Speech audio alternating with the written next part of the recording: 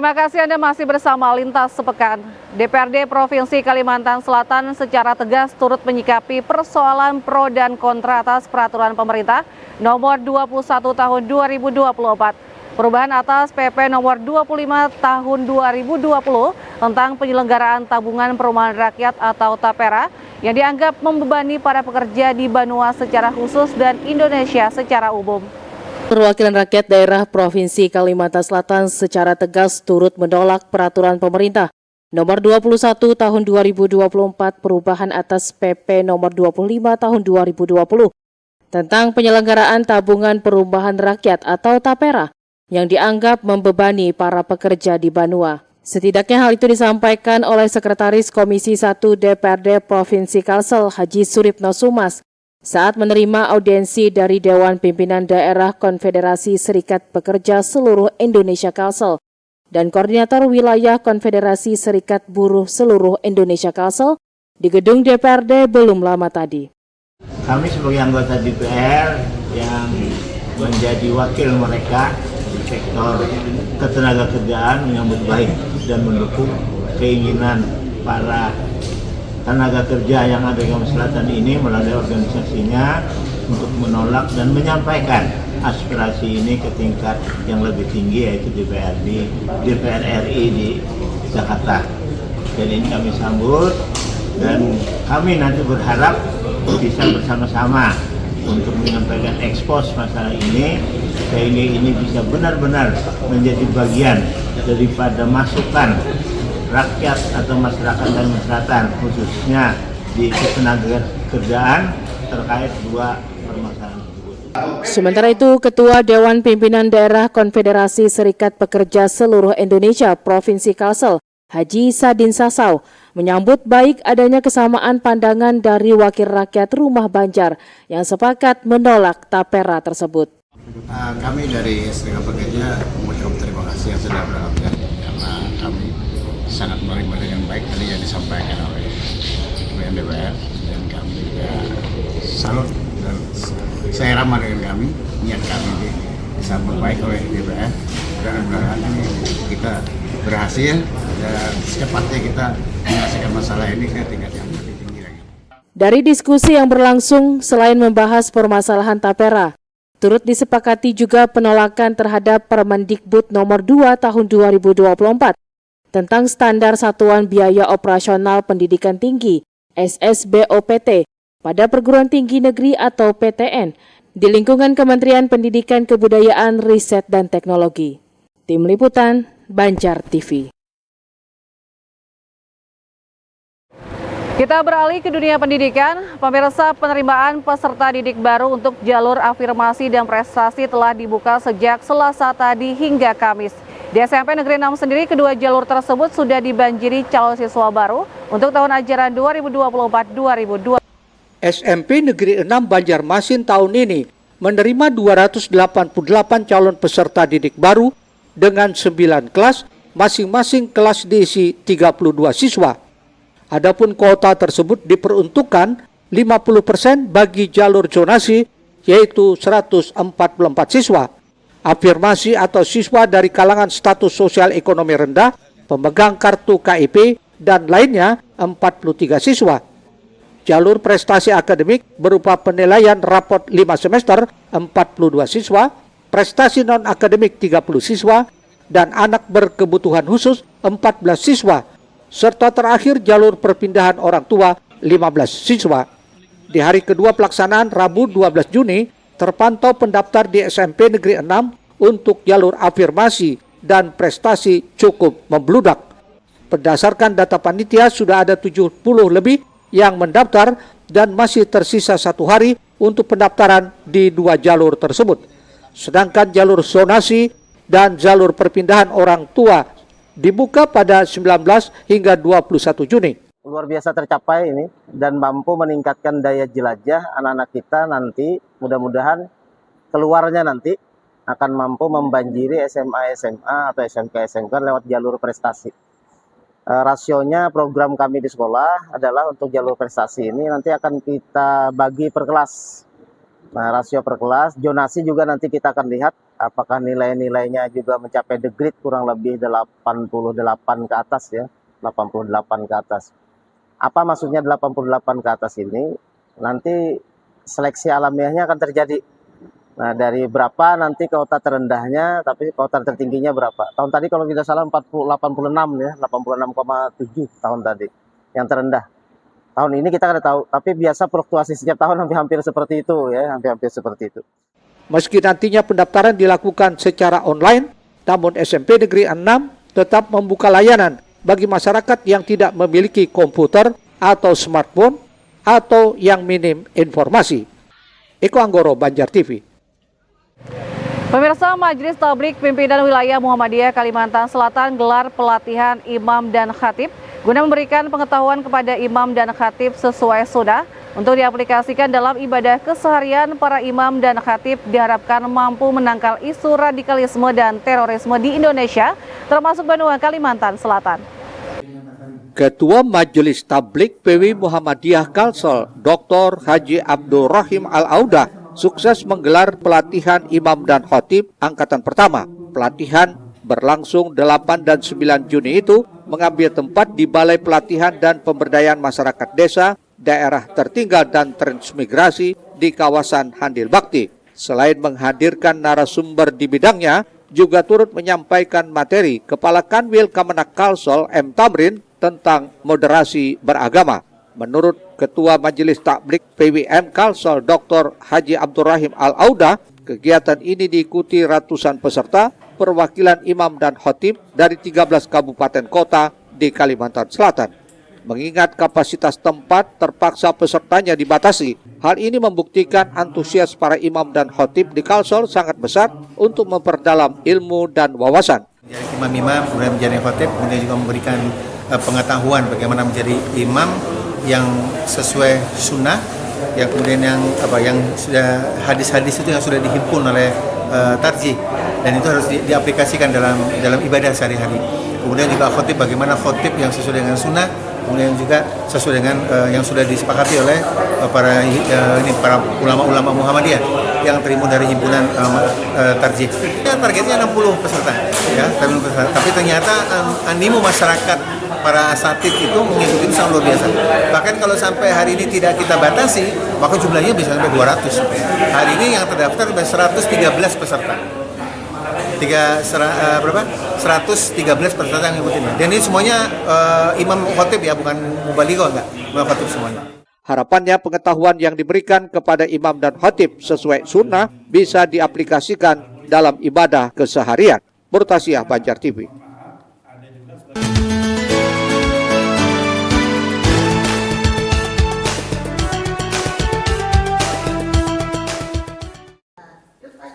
Kepala Kantor Wilayah Kementerian Agama Kalimantan Selatan Muhammad Tamrin berkesempatan menjadi narasumber dalam pelatihan imam dan khatib angkatan pertama gelaran Majelis Tablik PW Muhammadiyah Kalimantan Selatan. Dalam pemaparan materinya, Muhammad Tamrin menyampaikan tentang hal moderasi beragama. Tamrin berharap melalui pencerahan kepada imam dan khatib mampu menjadikan benua Kalsel aman dan kondusif dalam menangkal berbagai isu sara, radikalisme, dan terorisme yang ingin memecah belah persatuan umat beragama. Karena itu dirinya sangat mengapresiasi kegiatan ini. Calon khatib dan imam atau yang mereka sudah jadi imam dan khatib, sehingga suasana Kalsel yang kondusif, Kalsel yang siap menghadapi pilkada yang damai, kemudian bergembira, sehingga khatib di Muhammadiyah bisa diperankan sebagai juru dakwah yang dekat dengan masyarakatnya, dekat dengan umatnya, dan selalu dalam posisi yang sejuk. Muhammadiyah ini mempunyai program yang khas begitu dan perlu kita ikuti dan menjadi contoh sebagai muatan-muatan inovasi yang baik untuk di Kalimantan Selatan. Selain itu kepada para imam dan khatib, mubalik-mubalighah, ustadz-ustazah Muhammadiyah dengan segala programnya mampu menjadi contoh dan inovasi yang baik bagi benua Kalimantan Selatan. Murtasiah, Banjar TV. Selanjutnya, untuk meningkatkan pengetahuan dan kesadaran remaja dalam mencegah pernikahan usia dini, mahasiswi S2 Kebidanan Universitas Aisyah Yogyakarta bekerja sama dengan pengurus cabang Aisyah Banjarmasin 8 menggelar sosialisasi kesehatan reproduksi remaja di Panti Asuhan Putri Aisyah Banjarmasin. Terjadinya pergeseran norma lingkungan masyarakat, khususnya remaja yang terlibat di dalam pergaulan yang semakin luas, dengan ditunjang sarana media komunikasi dan teknologi yang kian maju, memberi dampak besar pada pengetahuan dan sumber informasi remaja yang sulit dikendalikan. Terlebih di usia remaja, perubahan yang dialami secara fisik maupun psikologis juga memberi dampak perkembangan kesehatan baik secara jasmani maupun rohani, terutama kesehatan reproduksi remaja yang tidak dibarengi dengan akses edukasi yang baik. Apalagi saat ini angka pernikahan usia dini dinilai masih cukup tinggi, terutama di Kota Banjarmasin, yang perlu tindakan preventif atau pencegahan agar tidak berdampak besar di masa mendatang. Untuk itu, mahasiswi S2 Kebidanan Universitas Aisyah Yogyakarta, Eka Damayanti, bekerja sama dengan pengurus cabang Aisyah Banjarmasin 8, menggelar sosialisasi kesehatan reproduksi remaja di Panti Asuhan Putri Aisyah di Jalan Banua Anyar Banjarmasin, Senin 10 Juni 2024. Para remaja putri yang diberikan edukasi ini nantinya diharapkan bisa menjadi konselor teman sebaya dalam membagikan ilmu yang didapatnya kepada teman-temannya. Untuk penugasan kali ini kami diterjunkan ke masyarakat langsung dalam rangka pemberdayaan masyarakat. Nah, pada kali ini karena di Banjarmasin atau khususnya Banjarmasin ya, itu banyak sekali kasus pernikahan dini. Maka dari itu kami memberdayakan remaja yang ada di Panti Asuhan Aisyah dan bekerjasama dengan ibu-ibu Aisyah yang ada di Banjarmasin mengadakan edukasi mengenai kesehatan reproduksi remaja.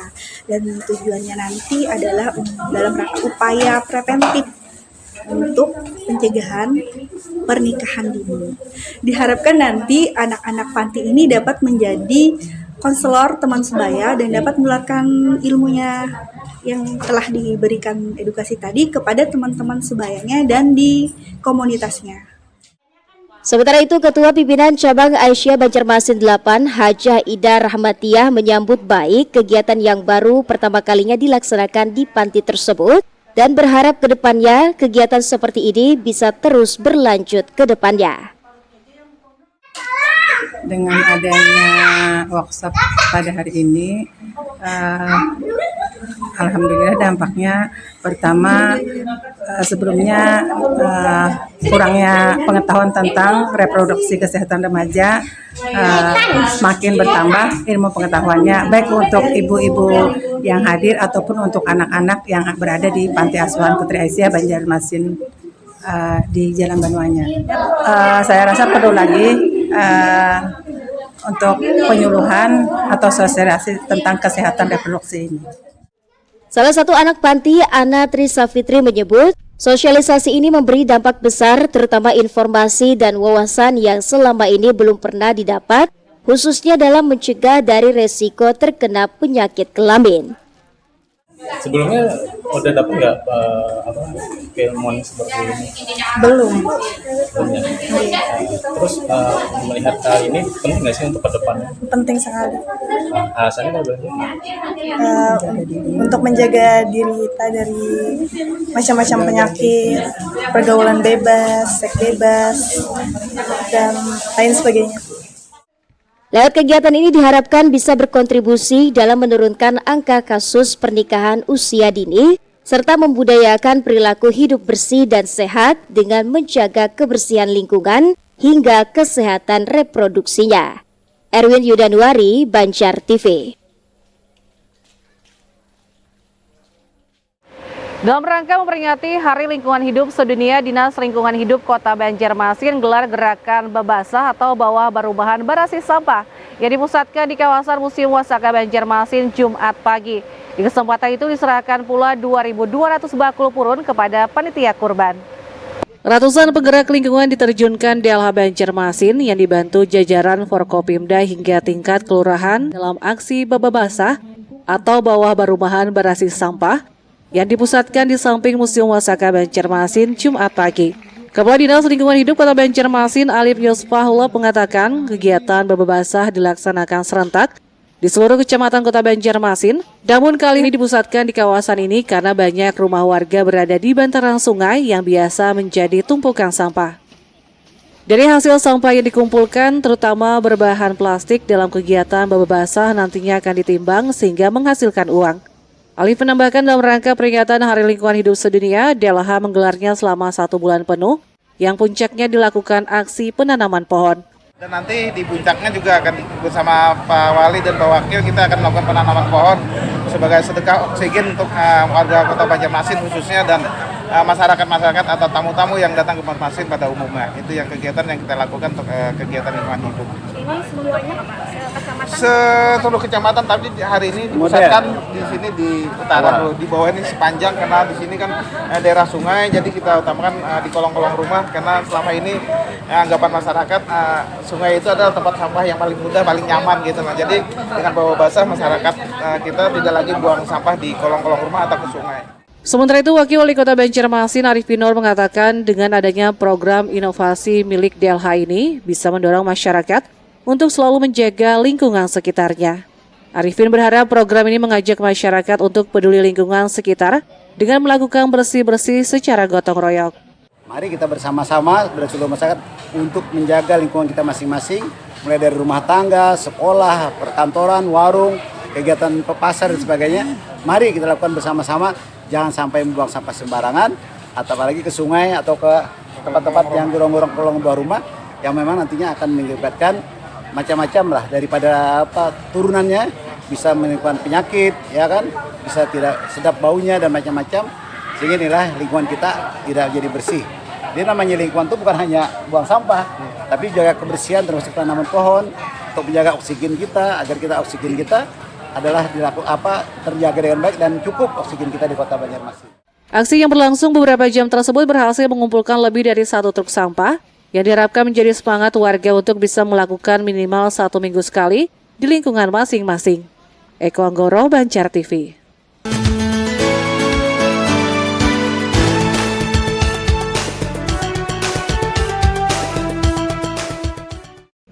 Bakul purun tersebut diserahkan secara simbolis oleh Wakil Wali Kota bersama para asisten pemerintahan dan Kepala Dinas LH Banjarmasin kepada panitia ibadah kurban di sela peringatan Hari Lingkungan Hidup Sedunia di kawasan Museum Wasaka Jumat pagi. Adapun jumlah bakul purun yang dibagikan ialah sekitar 2.200 buah sebagai pengganti bungkus daging kurban yang akan dibagikan pada perayaan Idul Adha nanti. Kadis LH Banjarmasin menyebutkan pembagian bakul purun itu merupakan salah satu dari upaya pihaknya dalam mengurangi sampah kantong plastik di Kota Banjarmasin. Meski tidak semua tempat dapat bakul, tapi ini sebagai motivasi kepada masyarakat bahwa mereka memiliki tanggung jawab untuk menjaga lingkungan. Bakul itu tidak seluruhnya, tapi beberapa yang mewakili di tiap kecamatan. Karena kan kita tiap tahun akan kita adakan, itu merupakan sebagai motivasi pada masyarakat bahwa mereka bertanggung jawab terhadap lingkungan. Dan satu lagi, kami merapkan pada panitia korban agar tidak membuang nanti jeruannya ke sungai, karena akan mengganggu lingkungan dan warga sekitar atau yang di hilirnya, sehingga muncul bau yang tidak sedap dan sungai kita menjadi tercemar. Untuk jeruan yang dibuang ke sungai, kami akan memberi peringatan kepada masyarakat sudah ada, tapi yang penting kami minta kesadaran jangan membuang jeruan-jeruan hasil korban ke sungai, kemudian darah-darahnya tolong dikubur. Bahkan Pemkot juga menghimbau panitia bisa melakukan pemotongan sapi di RPH Basiri untuk meminimalisir pencemaran di dekat tempat ibadah. Eko Anggoro, Banjar TV. Pemirsa, peserta Rakornas Komisi Informasi kunjungi Pasar Terapung Lok Baintan. Tetaplah bersama kami.